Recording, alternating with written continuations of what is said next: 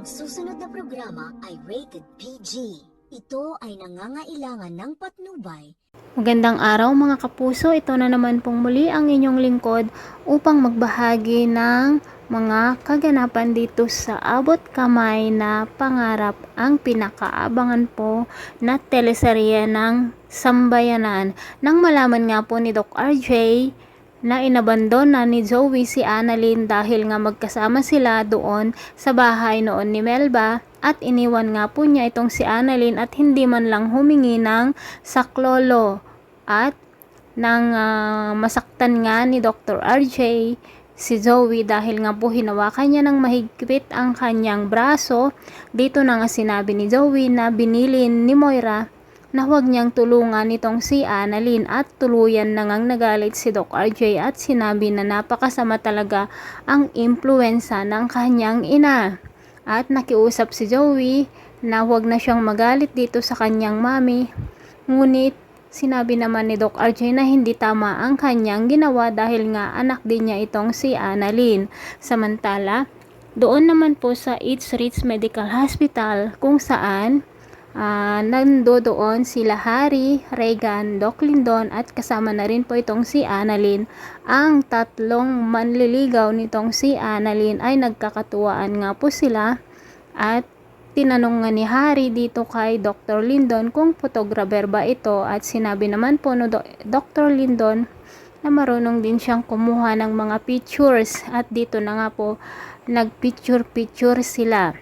Samantala, ginawa naman po ni Doc Lindon na wallpaper ang picture ni Annalyn, at nakita nga po yon ni Regan, kung kaya't patuksong sinabi ni Regan na picture yan ni Annalyn, may gusto ka ba sa kanya? Ito po ang sinabi ni Regan dito kay Dr. Lindon. Hindi naman po nakaimik ang doktor dahil nga po mahahalata naman na talagang meron nga siyang pagtingin dito kay Annalyn, ngunit sikreto lamang niya ito.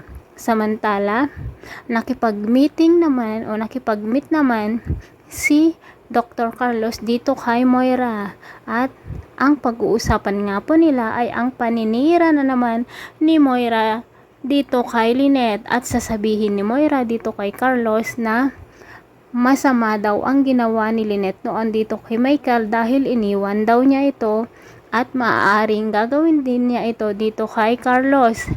Ngunit hindi inaasahan ni Carlos na susunod si Lynette doon dahil nga po ibibigay ni Lynette ang gamit ni Doc Carlos na naiwan niya sa kanilang bahay, at nang makita nga ni Doc Carlos si Lynette ay laking gulat niya ito. Ganun na rin po si Lynette. Tinanong nga niya kung bakit sila magkasama ni Moira. Sasabihin kaya ni Carlos ang kanilang pag-uusapan nitong si Moira, o magsisinungaling na naman ito dahil nga po sinungaling din itong si Doc Carlos, no? Kung talagang mahal niya si Lynette ay sana sabihin niya ang totoo na si Zoe ay anak niya. Pero syempre kapag sinabi niya yan, matatapos na ang palabas na ito, di ba mga kapuso? At maniniwala naman kaya si Carlos dito sa mga kasinungalingang sinasabi ni Moira laban kay Lynette? Ito po ang update for today, at abangan po natin ang susunod pang kabanata dito po sa Abot Kamay na Pangarap. Thanks for watching. God bless us all. See you on my next video. Babu!